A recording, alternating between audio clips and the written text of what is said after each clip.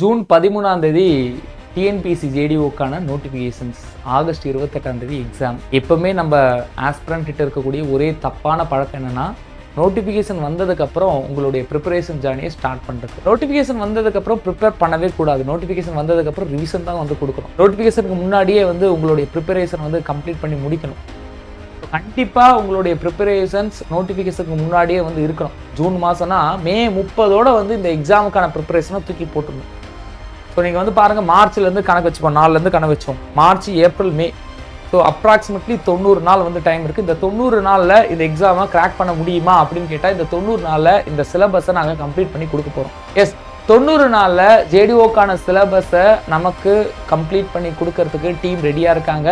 நீங்கள் ஆல்ரெடி பார்த்துருப்பீங்க போஸ்டரில், நான், மதன் சார், தீப்னா மேம், டெக்னிக்கலுக்கு நாங்கள் 3 பேர் இருக்கோம், ஜிஎஸ்க்கு சரவணன் சார், அருண் சார், தேவி மேம், இது போல் ஜிஎஸ்க்கும் வந்து டீம் இருக்காங்க. ஸோ டோட்டலாக நம்ம எஸ்ஆர் இன்ஜினியரிங் கிளாஸஸ்க்கான ஃபேக்கல்டி டீம் உங்களுக்கு ஜேடிஓக்கான சிலபஸை 90 நாளில் கம்ப்ளீட் பண்ணுவோம். ஸோ இந்த கோர்ஸு இப்போ ஆஃபர் ப்ரைஸில் போயிட்டு இருக்கு. அதில் ஹைலைட்டான விஷயம் என்னென்னா, ஆஃபர் இன்னியோட முடிய போகுது. அதாவது 28/2/2025 ஆஃபர் வந்து க்ளோஸ் ஆகுது. ஸோ 50% ஆஃபர் நீங்கள் அவைல் பண்ணிக்கணும் அப்படின்னா இன்றைக்கே நீங்கள் வந்து என்ரோல் பண்ணிக்கோங்க.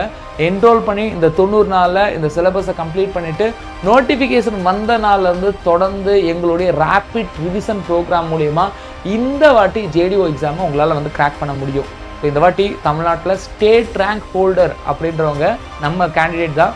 ஸ்டேட்டில் 12th ரேங்க் எடுத்த ஜெயஸ்ரீ அவங்க நம்ம ஊக்கமுடைமை 2.0 பேட்ச் ஸ்டூடெண்ட். அந்த ஊக்கமுடைமை 2.0 அப்படின்றது ஜேடிஓக்கான டெஸ்ட் பேட்ச். அதுலேயே வந்து 5AM கிளப்புக்கான மெம்பர்ஷிப், மேரத்தான் கிளாஸ்க்கான மெம்பர்ஷிப் எல்லாமே வந்து இருந்தது. அது மூலிமா வந்து கிளியர் பண்ண அந்த கேண்டிடேட். இப்போ அதே போல் உங்களுக்கு இந்த வருஷம் ஜேடிஓக்கான கம்ப்ளீட் கோர்ஸும் வந்து ஆஃபரில் இருக்குது. ப்ளஸ் ஊக்கமுடைமை 3.0க்கான பேட்சும் வந்து போயிட்டு இருக்கு. ஸோ இது எல்லாத்துலேயுமே ஆஸ் சூன் அஸ் பாசிபிள் நீங்கள் ஜாயின் பண்ணி இந்த வருஷமே உங்களுடைய கவர்மெண்ட் ஜாப் போகணும் அப்படின்ற கனவை அச்சீவ் பண்ணுறதுக்கு என்னுடைய வாழ்த்துக்கள்.